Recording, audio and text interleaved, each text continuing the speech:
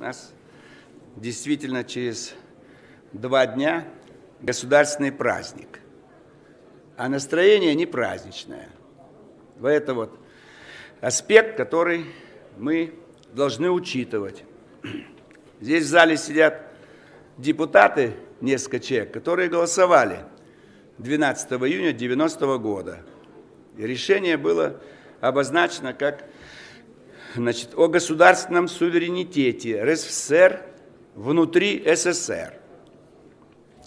Но в других республиках не поняли это и перевели слово «суверенитет» на русский язык. И правильно перевели. А это означает независимость. И стали выходить из состава СССР. Поэтому нужно быть очень осторожными с документами юридическими, связанными с Конституцией. Сейчас вот в Донецке поправки внесли от себя ополчение в Конституцию. И статью, где говорится про Крым, продублировали, что в составе Украины автономная республика Крым. И наша пресса подняла шум, что, оказывается, Донецк и Луганск, наверное, не признают, что Крым уже в составе России. Слабые юристы, наши слабые в РСФСР, в Верховном Совете СССР, неправильно сформулировали, там Бабурин был автор. Вот. Нужно было ставить вопрос о повышении статуса всех регионов СССР, о передаче больших прав им. И прибалты просили экономические полномочия. Сперва дайте экономические полномочия. Бюджет побольше оставить в регионе. На каждом предприятии оставить больше денег. Планирование вот сейчас только что прозвучало. Это хорошая вещь. Но то жесткое планирование, которое было при советской власти, привели экономику к кризису. Я уже рассказывал про то, что я в Тбилиси приехал в самый разгар брежневской эпохи. И нету чайника ни одного в городе. Вот плановая экономика. Чайники поставили уже. Все, жди, через год будет новая поставка. А когда рынок требует, тогда частные производители, чайники будут. Носков, нету носков. И некоторые, так сказать, элементы гигиены, не люблю это слово произносить, но это тоже имеет значение. Когда ни в одной аптеке ничего этого нету. Что ж, целый год люди не будут вступать в близкие отношения. Поставок нету, будем ждать. Поэтому это есть проблема. Надо планировать. Но вот планировать до шнурков и до каких-то там примочек, это нельзя. И нельзя закрывать целый год. Все мы вам дали. На 15-й год ждите. В декабре 15 дадим на 16-й год. Поэтому в планировании есть польза. Обязательно можно планировать. Но нельзя до конца планировать. В этом здании сидел товарищ Госплан. Вот они и планировали.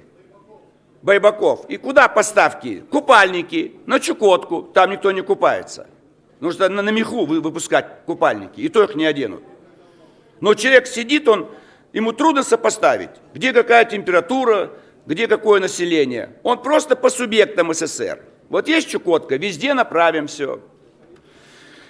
Но тем не менее, мы все равно с моральной точки зрения должны правильно оценивать даты исторические. Может быть, что-то неправильно сделал Верховный Совет РСФСР 12 июня 1990 года. Что-то, может быть, не так. Задумка была хорошая, 7 ноября или 25 октября 2017 года. Но получилось не очень хорошо. Но нужно дальше идти. С чего началось русское государство? Вот в конце концов мы вернемся к дню рождения русского государства 21 сентября 862 года. Через 1000 лет в Великом Новгороде поставили памятник тысячелетию Руси. А мы сегодня говорим 25 лет назад. Что, 25 лет назад родилось русское государство? Поэтому в этом тоже наша с вами ошибка. Мы могли бы вполне уже все даты выровнять со дня основания Руси. Чтобы мы понимали, что это все равно одна страна. И царская, и советская, и новая, и какая еще будет название дальше. Вот за нашей ошибкой и на Донбассе ошибку совершают. И нужно внести поправки только в Конституцию, где говорится о том, что в состав Украины входят области. И они добавляют, в том числе особый статус имеют отдельные районы Донецкой и Луганской области. Одну строчку они должны были попросить внести в Конституцию Украины. Ну и эту не будут вносить. Но подавая материалы, весь мир увидел, что они считают, что автономная республика Крым в составе России, в составе Украины. То есть, а где взять юристам? Все на фронте. Это нужно было помочь им. Это шахтерский край. Юристы все в Киеве сидят, как у нас, все в Москве сидят. На Кузбассе их поменьше, или в Сыктывкаре, где Воркута-Уголь, объединение. Но поэтому все равно мы должны отмечать все даты. Но не забывать те даты, которые были в основании нашего государства. Потом будет Киевская Русь. Надо всем понять, откуда мы начали движение государства. Что Киевская Русь появится, но позже. А начало там, Псков и Новгород. А до этого были Вятичи, Кривичи и все остальные. По месту реки, в основном река, и русские, река Рос, и все остальные. Племена ходили, по названию реки назывались и названия этих племен, или по имени князя, если он хорошо себя вел. Эти жители, члены этого племени после смерти князя себя называли там, по имени его.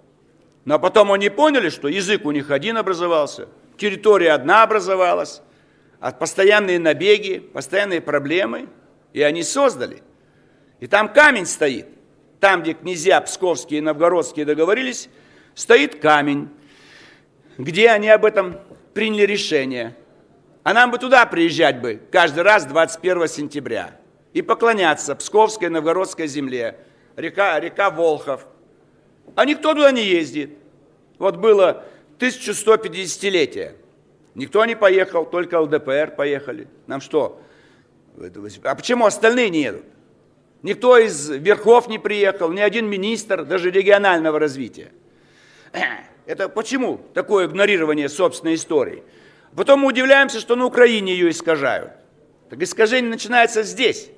Потому что здесь и в идеологии сидят гуманитарные чубайсы, гуманитарные гайдары, явлинские, Навальные и прочие. И все искажают до сих пор. Мешают. Они, видите ли, против единого учебника истории. А что у нас, 10 историй у нашей страны? История одна, нюансы, пожалуйста. Кому-то нравится Сталин, кому-то Киров, кому-то Троцкий, кому-то Ельцин. Пускай свои вкусы и симпатии проявляют.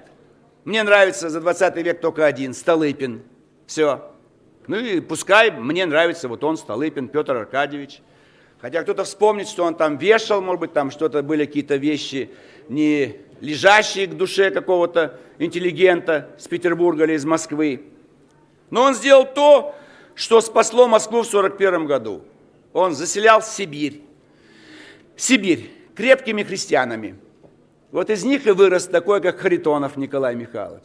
Вот он здесь сидит, ему бы там сидеть, в Сибири до сих пор.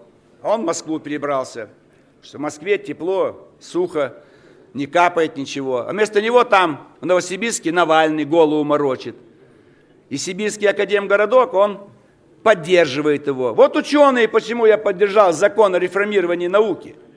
Вот такие ученые, которые поддерживают Навальных или Гайдаров, Явлинских, я буду всегда поддерживать любые реформы против них.